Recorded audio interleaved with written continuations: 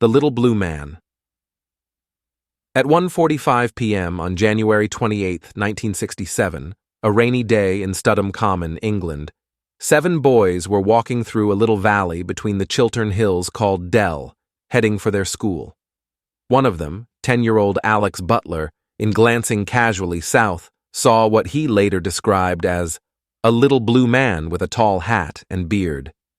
He immediately pointed him out to his companion walking beside him, and the two decided to go and take a closer look at the bizarre individual. They ran in his direction, but when they were about 20 meters from him, he disappeared in a puff of smoke. The boys alerted their companions, who began searching for the little man, hoping he would reappear. Shortly afterwards, he showed up again, this time on the opposite side of the bush where he had first appeared. The boys made to approach him, but he disappeared again, only to reappear at the bottom of the dell. At about that same time, the school children heard voices, speaking in a foreign-sounding babble, in the nearby bushes, and for the first time, they felt some fear. When they arrived at the school, their teacher, Miss Newcomb, realized that they were excited about something. At first, they did not want to reveal to her why, saying she would never believe it. Eventually, she separated the boys from each other and asked that each write their own description of the strange episode. The unfolding proved to be so similar that Newcomb became convinced that something decidedly unusual had really happened that afternoon.